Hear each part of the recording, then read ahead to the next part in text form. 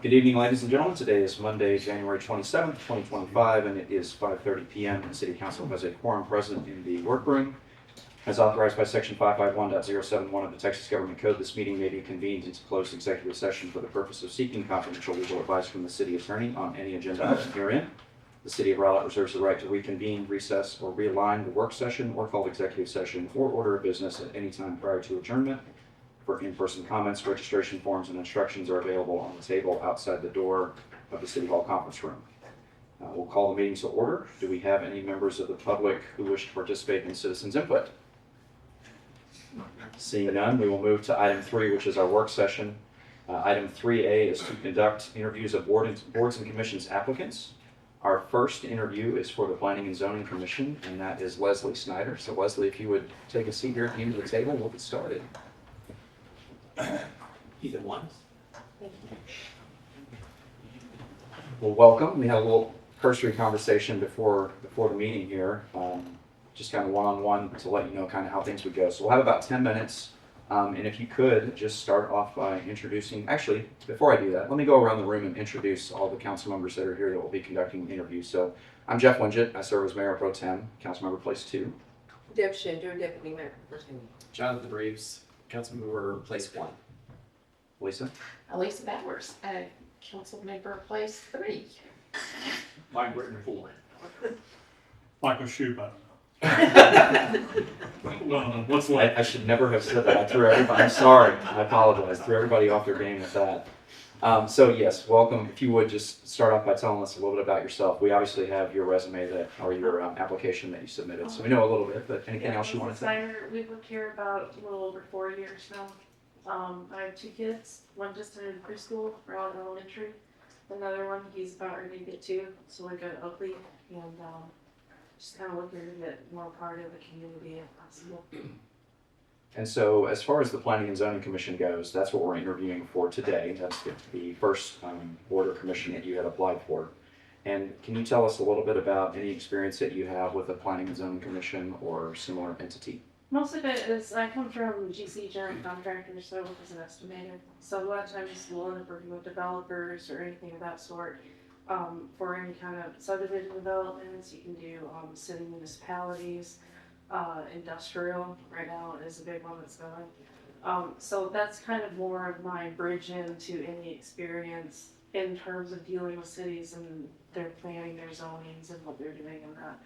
A lot of it has to go more of like the infrastructure, your utilities, if you have enough to actually support anything that you're putting in that area, things of that nature. And then tell us about why you are interested in serving on a board or commission from a volunteer standpoint. I live here, I'm gonna be here for my personal mental input. Well, all right. That's awesome. Well, I'm not going to monopolize all the time, so we'll go around the room, and any questions the council has, please share. Have you ever served on a board or commission here or anywhere else before? No, So it would be a brand new. this is kind of a shocker, I didn't know this is what this is gonna be like. Well, it's not too scary. Do you have any problem with the evening meetings? It's probably know that it's on Tuesday evenings, twice a month. No, it should be fine.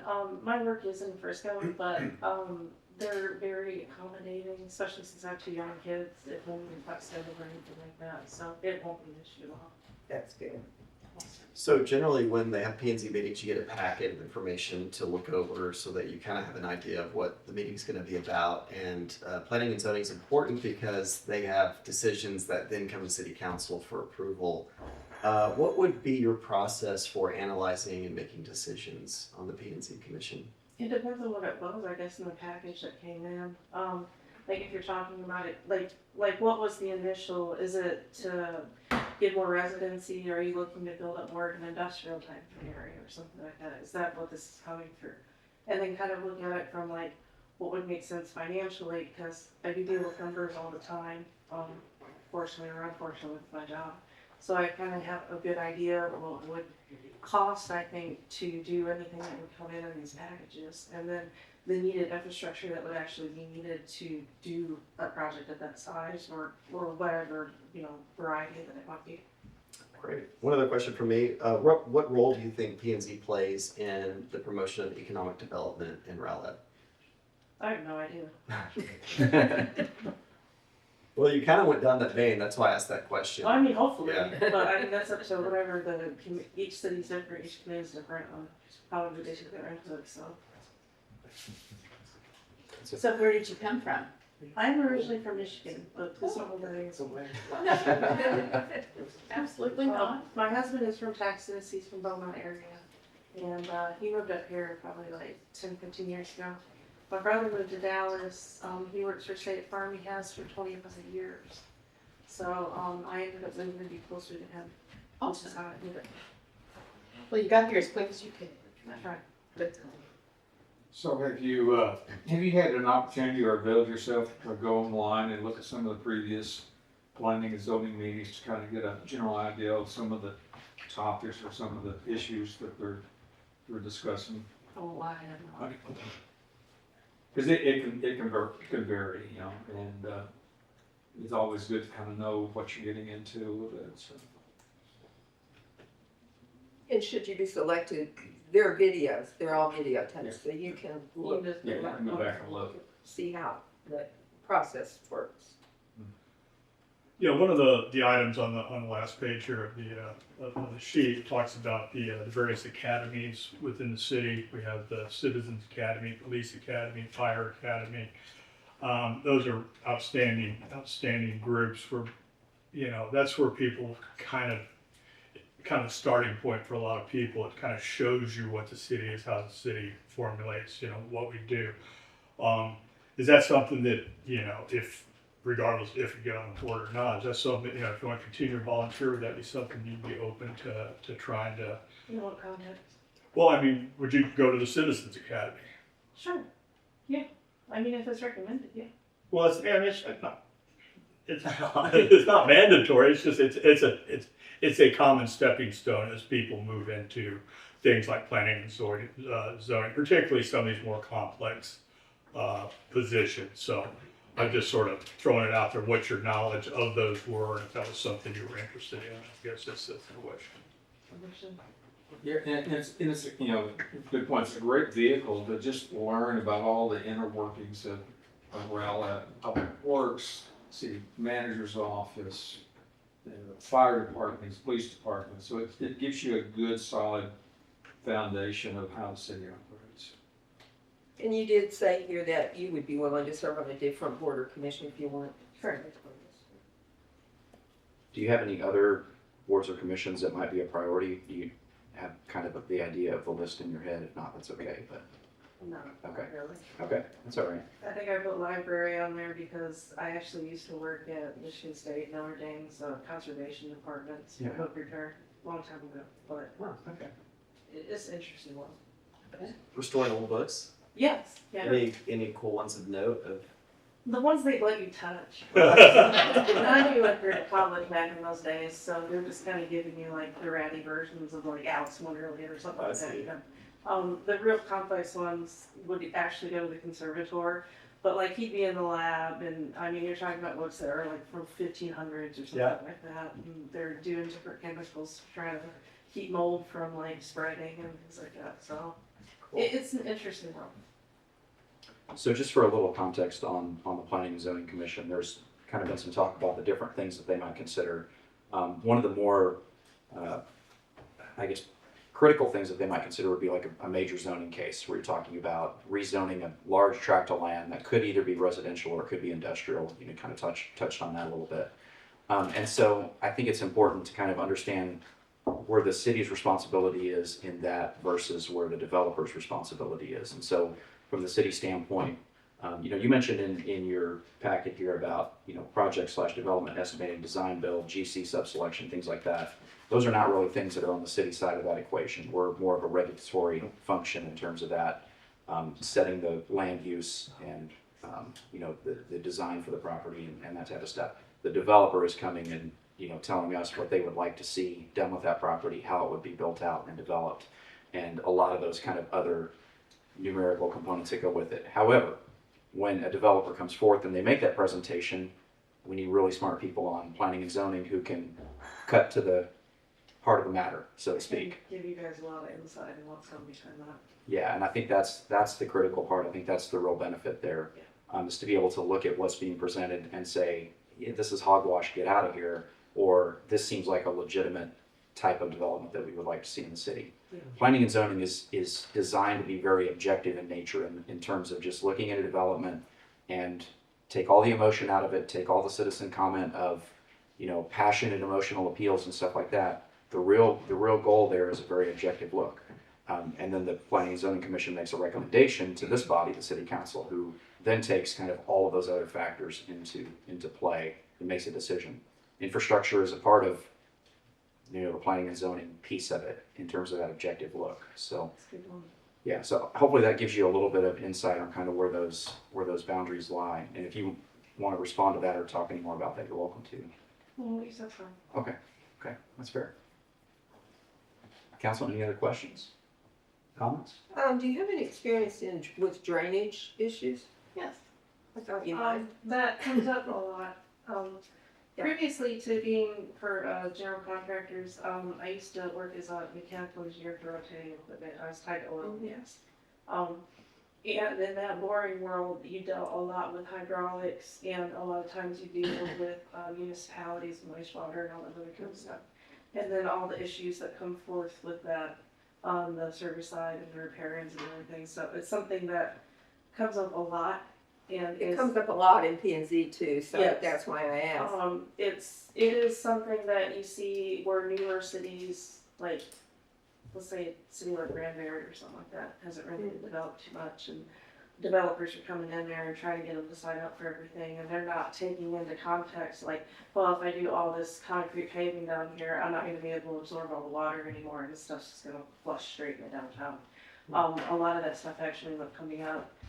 You see things like down in Houston, for example, where they have, torrential rains and stuff that come in, and then the downtown just completely gets flooded, 15 feet down there. Well, where do you put the water? Well, they run into this crisis, and all of a sudden they turn around it all the way out. You have a bunch of dead cattle floating by, because they drowned it out there where the Brazos sends up. What's that called? Frozen. And now they're doing things where they're trying to figure out, like, well, how are we gonna do the drainage to pump all this stuff out there, to move it, where are you gonna put the ditches and everything? Billions of dollars in order to do that kind of infrastructure, just because they made a Things couple that bad could have been decisions. prevented if Yes. the planning had been Yes. done well. Yes. Interesting. That's good. Council, any other questions? All right, so our next steps this evening will be, we have another interview as well, but we'll confer following this set of interviews and then decide where we want to appoint various people to different boards and commissions. So again, you're welcome to stick around if you like, or you're free to go. You don't have to stick around. Thank you. I got two. Thank you. We appreciate you coming Thank you, in. Leslie. Yeah, thank you. We always appreciate our citizen volunteers. That's what we all Thank start. you. Got a good night. All right, now we have a Zoom interview with Mr. Brian Bassett. That's that. We are there. Y'all are in the spotlight. Hey. It'll kind of follow. Oh, that's trouble.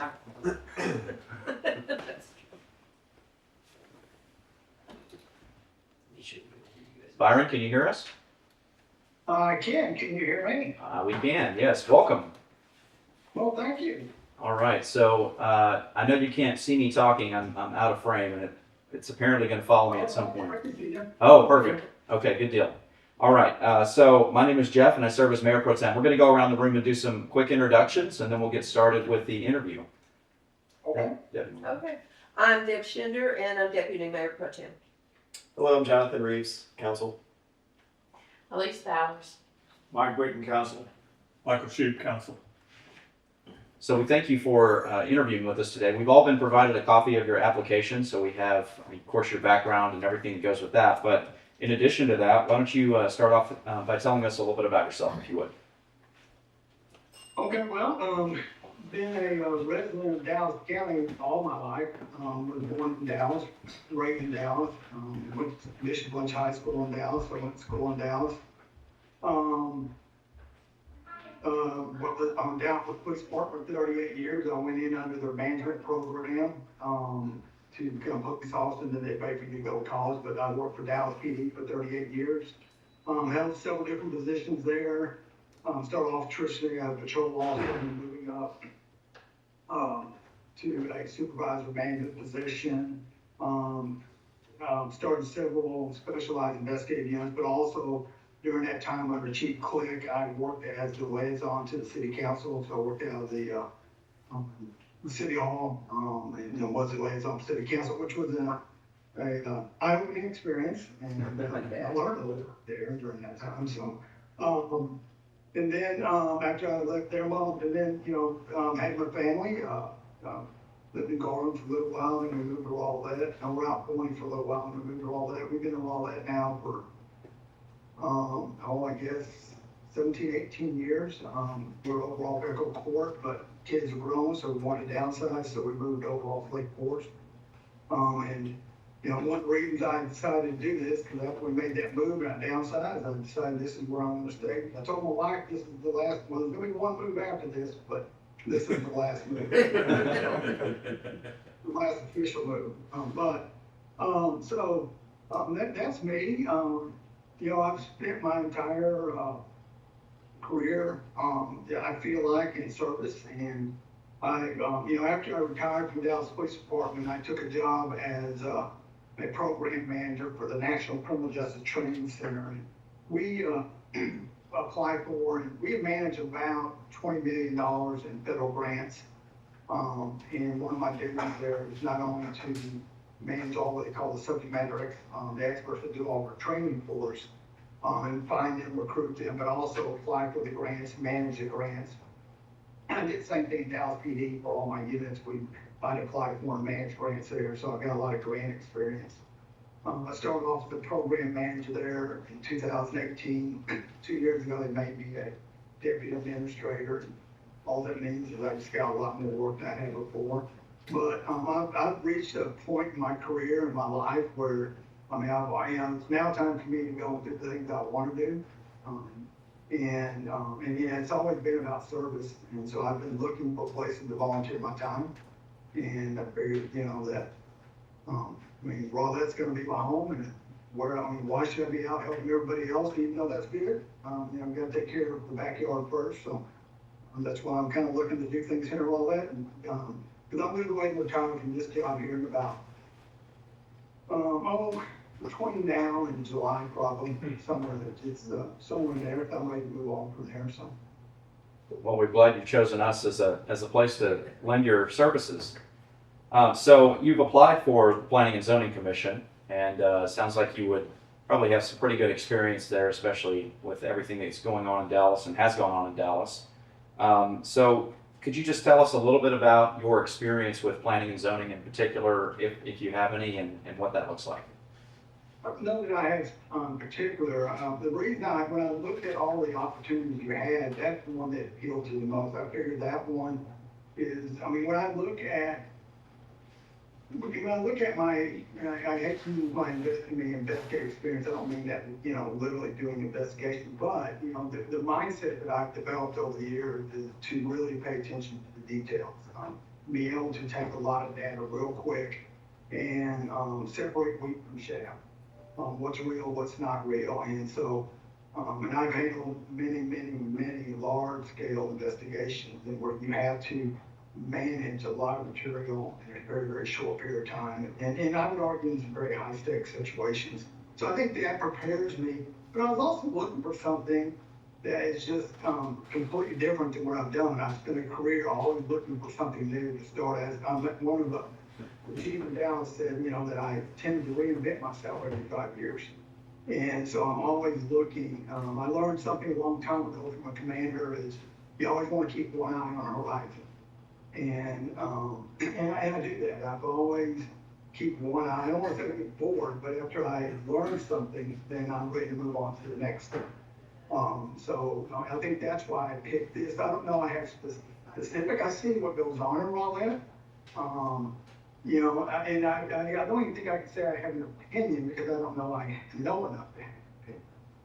But I do know that I want to learn more about it, and I just think my past skills and just also working within like the city of Dallas, I understand that things have to happen the way they have to happen. Things aren't always what they look like, And sometimes I think I can be a voice of reason for people around me when you hear them complaining.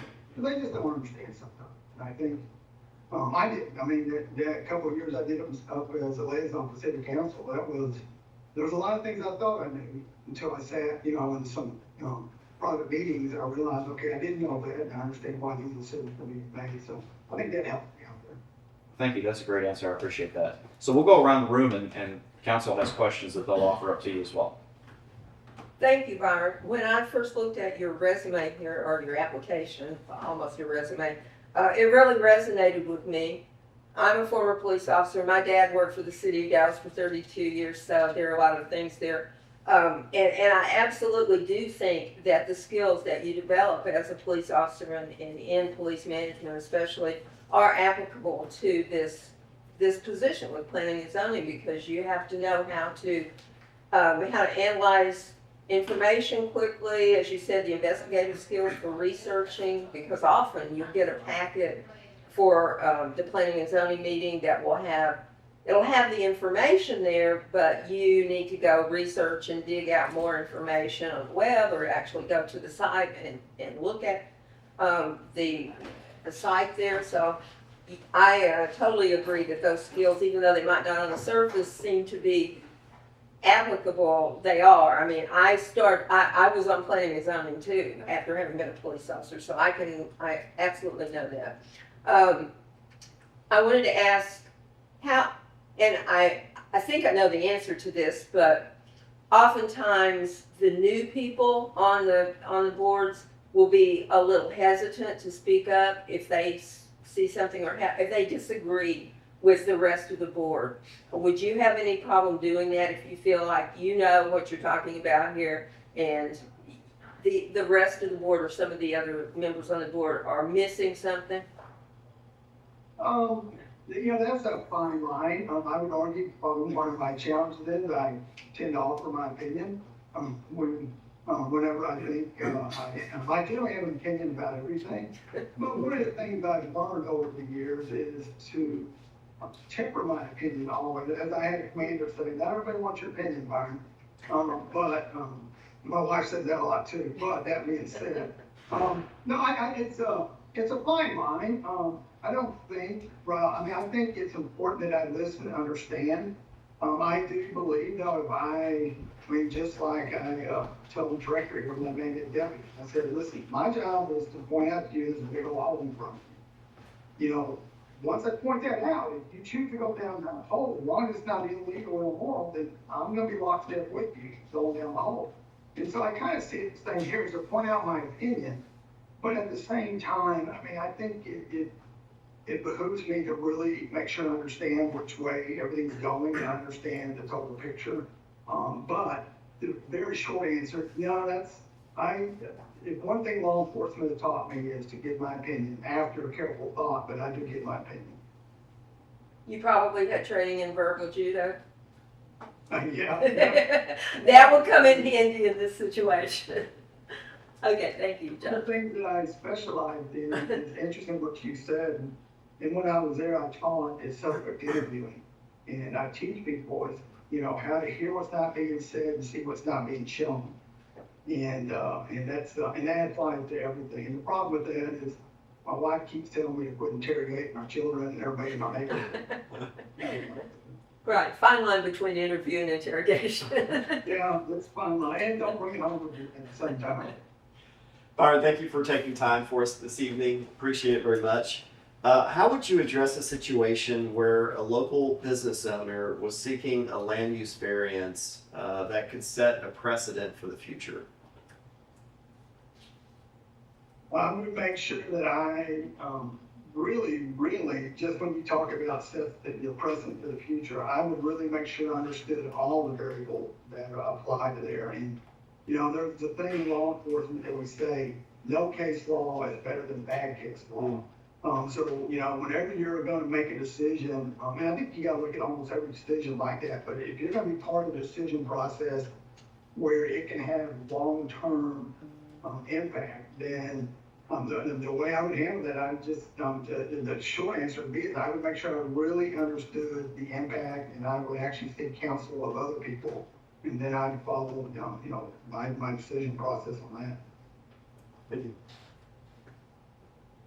Well, I appreciate the fact that you keep an eye on the future, one eye on the future. I do think that that is really important, especially as we're building out, the city. So, thank you for your service, to our community for years. And, we share that trait. We do like to keep an eye on the future. And on that note too, and really what sparked on this, I was at a party here, with some other residents, Rowlett, and they were having a conversation, and they said, well, Rowlett's just a pass-through city. And, that just didn't sit with me. Well, it really did not. I said, no, I love this place. I really do. And especially when I moved over to Lake Forest, I said, I found my slice of heaven. Matter of fact, I saw a deer working out there. $4 So, it doesn't get, when somebody said that, one of the people that made a comment, they're basically saying it can't do anything, it's just a pass-through city. And I said, well, I may have told them they should probably find another city to go live in. My God. I don't think that about Rowlett. And it's kind of like what I call my backyard. So. Thank you. Well, I really do appreciate you applying, and I go back to the question you were asked about, being shy about raising your opinion. I really appreciate your answer, because I think there's a lot of wisdom in, especially being new on a commission, to take time and to listen and to just absorb before you start speaking. But I know as a police officer, you're probably not going to be hesitant to speak your mind when something comes up. I guess the only question I have, you don't have any constraints with evenings. I think that's when all the P&Z meetings are in the evening. No, not at all. Actually, that's the one free time I have. Well, in the job I have right now, which I don't plan to keep much on. I work from my home. Just like I'm in a leadership meeting here, but I have a very flexible schedule. Okay. But evening times are completely free for me. Sounds good. You've gotten a lot of questions. I've been able to kind of cipher through a lot of it, so I don't really have a whole lot. The one thing that I joined with you, and I think everybody here, is I love Rowlett too, and I think everybody here, that's why we're serving. We see Rowlett, we're not a pass-through city. We're a city that can grow, but it needs dedicated, smart people to do it, and needs people to step up and do it. So anybody who wants to come forward and volunteer at whatever level, that's what this city needs. So certainly thank you for putting your name and for planning. And planning and zoning is one of the particularly important ones. That's one that has a lot of real impact on the direction of the city. So thank you for applying and for your answers here, and I appreciate that. So, Byron, do you have any questions for us? No, the time commitment, they just meet once a week, once every 2 weeks. Yeah, so it's generally twice a month on the second and fourth Tuesdays. They usually meet about 6:30 p.m. Sometimes they might have a work session beforehand that might require them to be there just a little bit early. But generally, 6:30 is kind of the call time. Okay. Would you say 2 to 3 hours? Yeah, as far as length of meetings, that's a great point. So probably no more than a couple hours in most cases. In the event that there are a couple major items that involve a lot of citizen input, it could take longer to get through the citizen input, the presentations, the decision-making questions, all of that. It really just depends on the volume of the agenda for that night. But I would say no more than 2 to 3 hours on a longer night, on the longer end. Plus, there is preparation time as well. Well, I was just getting ready to say, then you can probably double that. Yeah. If not more for preparation time, what I call off-site reading. Yeah, exactly. So usually the weekend before the meeting, you'll get a packet either on Thursday or Friday that will have all the materials that you need to review before the meeting. And then in addition, there'll be a presentation that's presented during the meeting, typically by a developer that you likely will not have seen beforehand. But if you have the opportunity to read through the staff report that city staff provides, as well as any attachments, which usually involves like site plans and maybe plats and things like that, those are the things that will be really valuable to read through beforehand. Okay.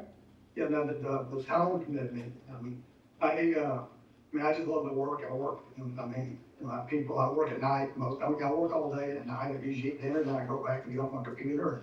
When you're working on a national program, because you got people in California and people in the East, so everybody, starts about 7 in the morning till 6 at night for me. So again, I love, hours are not a problem.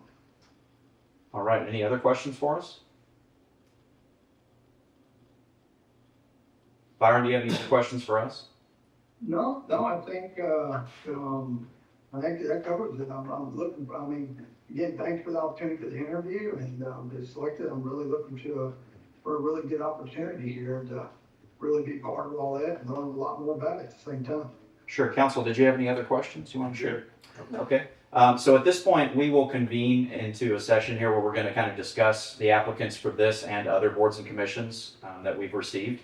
And so we'll be discussing all of that, and then our city secretary will be sending out answers to let everybody know if they've been appointed and what the next steps look like. Okay? All right, thank you. Thank you so Thank you. much. Thank you.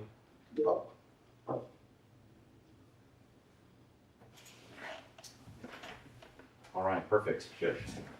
All right, with that, we will move on to item 3B, which is to discuss appointments to various boards and commissions. I think since we just finished planning and zoning, that's probably a great place to start, and then we can jump back up to the top and go in alphabetical order with the other commissions and boards. So we have one open seat on planning and zoning. And that is an alternate. It's an alternate position. So I think given his background, Byron would be a great appointee to that position. I love that Leslie has the background in drainage, and I'm really glad you asked that question. I think there's tremendous value there. Hands down, Yeah. Yeah. When I looked at his application, I was like, we don't need to be putting this guy on the board, we need to hire him. Yeah. Well, that's a pretty sterling endorsement. So, is there any objection to that? No, All right, then let's jump back up to the top. We'll keep Leslie in mind since she did say she's willing to serve on another board or commission. yeah, and I think she would be good on another one. She said library, but she had put economic I development. noticed that. Yeah. Not sure what happened there, So- but that's okay. So for Animal Shelter Advisory Board, Yes. we have how many applicants? 4. 4 applicants with 2 alternate positions available. So the chair there, Sue Hartson, has asked that we grant them a couple additional alternate spots, so all 4 could go on to the Animal Shelter Advisory Board. Part of the reasoning for that is there has been times where we didn't even make a quorum last year because people didn't show or whatnot, and so to actually have a full capacity advisory board would be beneficial there. So that's my ask of you, is to grant that. So right now, I think that would be, let's see, we have 1 regular spot, which we're gonna put, Sue Rabinowitz would be on there, and the other 3 would be alternates. I'm showing, I don't have any regulars that are open. Yes, Let's someone see, living that. yes. Oh, let's is see. it, Melissa Thomas is Yeah, no longer a okay. member, okay. Oh, okay. so that's, So this needs to be Sue, that if is everybody correct. agrees. Yeah. That is correct. Sue would be good, she Yeah. Do we loves agree? animals, Yeah. and she has worked hard with frogs. So that would actually just be 1 extra alternate member that we would add to that. And we would have Are we a good full, with that? a full slot, if y'all are good with that. Okay, then I'll fill all these people in. Yeah, I think I'm okay with that. The only question I would have would be for our city attorney, and that is that within regards to this being a statutory board and kind of the positions that we have appointed there, if in the event some of our designated positions were not available and we appointed alternates, does that cause any issue with the Animal Shelter Advisory Board? No. Okay. Yeah, Right, I think no it problem. just says that you have to have people on the board, like for the vet or whatever. Right. It doesn't say they have to be at each Right. meeting. And the people that are required, the vet and the animal welfare folks, they're very consistent. They have not missed a meeting yet. Okay, perfect. That's great news. All right, so we're all in agreement to add another alternate to the Animal Shelter Advisory Board and appoint all 4 members, with Sue being the regular member. Thank you. Any objection to that? All right, Arts and Humanities. We had two applicants for Arts and Humanities, Stella Hunter and Lizzie Johns. Stella has a background in entering the photography contest. She's actually won several times in the past. Through our discussions, she is an empty nester now and is looking to give back and serve the city. She understands that she would not be able to apply to the photography contest anymore. That would then be a conflict of interest. She understands that. She's willing to sacrifice that to be a part of the commission. So I would recommend her appointment as an alternate. And Lizzie, similarly, is also now an empty nester and looking to give back, kind of the same story there. Not a ton of experience with really anything in the city. She had originally applied to EDAB. You can see that's her first selection was for EDAB, but we did not have any openings. So she got seconded to Arts and Humanities, and I would also endorse her appointment for the commission as well. We're good with that? Great. Yes. Okay. So we're slowly filling them up. I'm really glad we opened the appointment window again. Yeah. For these people that might not have known about it the first time. So, So we got no one for Board of Adjustment. It's unfortunate. Wow. All right, next is Golf Advisory Board. We have one vacancy and one applicant. Yes, and we have interviewed Craig, and myself and Larry Glick interviewed him along with Christoph. Brings a lot to the table. The board's excited to have him, longtime Waterview resident, golfer. I mean, he checks all our boxes. So our suggestion is just to add Craig Ingram as an alternate to the Golf Advisory Board. Council, any objections? All right. Perfect. Library Advisory Board, two vacancies, two applicants. Yep, we interviewed both Nancy and Rachel, and they both have a lot to bring to the table, so we are definitely recommending that both of them are appointed to their alternate positions. Council, any objection to that? All right.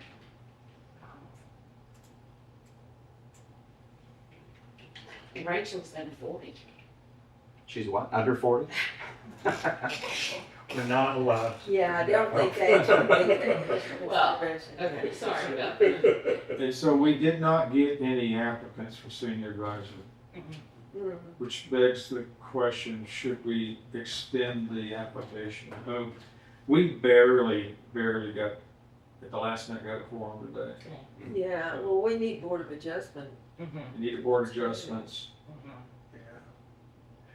Can I ask a question, sort of, going down to the P and Z? And I'm just gonna be pretty blunt about this, and maybe this decision's been made, there's nothing we can do, but I think there's a very, very serious problem with Carl Crowley as far as a conflict of interest. So let me introduce that, if you don't mind. Yes. Let's start. So we got council received, maybe members, maybe everybody on the council, I don't know, an email from a resident who was unhappy with the fact that Mr. Crowley had been appointed by the council to the Planning and Zoning Commission. I went back and reviewed my notes from the first round, which I still had, and did not receive any, or did not write down any information about his employment position. So he works for a company called Master Plan, who works with cities to do developments. And he works with a variety of cities all over the state. So there's not really any limitation to, I think, where they work or what they will or will not do. As such, I was made aware of this on Friday. And so I made a phone call today and talked to Carl and was just very upfront with him, kind of explained why I was calling and what was going on. Confirmed that he is employed with Master Plan, confirmed that he is fully aware that there could be conflicts of interest that might come up or perceived conflicts of interest, and that he would be willing to recuse himself from any meetings that involved Master Plan with the development with planning and zoning in the city of Rowlett. With that said, we have the ability to add or remove members of a board or commission at any point. What's his answer to the recusal? He would, yes. He agreed that he would, yes. I didn't specifically ask why he didn't make mention of that when he came in to interview with us. I think it's also important to point out that he has previously served on the Planning and Zoning Commission and was even chairman of the Planning and Zoning Commission while he held this same employment position. So bear that in mind as well. With that said, I did reach out to Ms. Thomas and kind of asked the question, what does it look like to remove a member, and kind of ensure that our discussion tonight could involve applicants, whether, or appointments, whether previous, current, or future. And so we're within good territory here to discuss his previous appointment to the commission. So with that, council, if we want to go into executive session and seek legal advice from Ms. Thomas, we can certainly do that, but that introduces the item and we can decide where to go from there. So would you all like legal advice in executive session with regard to this topic? I'm okay with it. Yeah, I Yes. think that's a good idea. Okay. Yes. With that in mind, as authorized by section 551.071 of the Texas Government Code, this meeting is going to be convened into closed executive session for the purpose of seeking confidential legal advice from the city attorney on agenda item 3B, appointments to various boards and commissions. And with that, we will secure the room at 6:11 p.m. All right, City Council has concluded its executive session at 6:21 p.m. with no action taken. So council, with regards to Mr. Crawley's position, we do still have the one other applicant who interviewed with us this evening. Would there be any interest in perhaps seeing if, I mean, there's, the Board of Adjustment has open seats, and She anyone was else? not good with moving to another board. She was. Yeah, she Yeah. Well, She said yes. before- And I She- asked her, Yes, you're right, I have her Yeah, down it for was the you. on. I don't have her in green, and that's why I was. Yeah, she got asked the question. Yeah, I asked. And Arts and Humanities, I think, also has some. Yeah. Yeah, because Board of Adjustment has a lot of power, and I'm Yeah, no, going to put a brand new I would like, person. yeah, I would like to see her on an invite. Arts and Humanities would be a good one, and our animal shelters full. Yeah, let's offer, and we need more alternates, and that's a good act, or Mhm. that's a good active board. Yep. I think that's a great place to put somebody who wants to start service. Sounds great. I'm Okay. totally fine with that. So that's Leslie Snyder. Perfect. All right, and council, from our discussion, was there a desire to add a agenda item for Mr. Crawley on the Planning and Zoning You need a Commission? you need a motion. I don't think, we don't need a motion, Yes, just the I would like, consensus to do. Yeah, Yes. I agree. yes, I would like to have a discussion. Okay, I'm seeing thumbs ups and nods and all that good stuff. So we'll add a future agenda item to consider the removal of Carl Crawley from the Planning and Zoning Commission as an alternate. And with that, I believe we have all of our appointments made for tonight, right, Stacy? Yes. All Do right. we want we want to to open up? Do we want to discuss extending Yeah, that was what I was saying. applications? So we can definitely do that. Let me ask you this, we have an option on the website to only make it open for specific ones. Do we only want to narrow it down to Yeah. Board of Adjustment I and would Senior think so. only? Yes. Yes. Okay, Yeah, What did you say senior as well? Yeah, Board of Adjustment and Senior. And how long would you like for it to be open?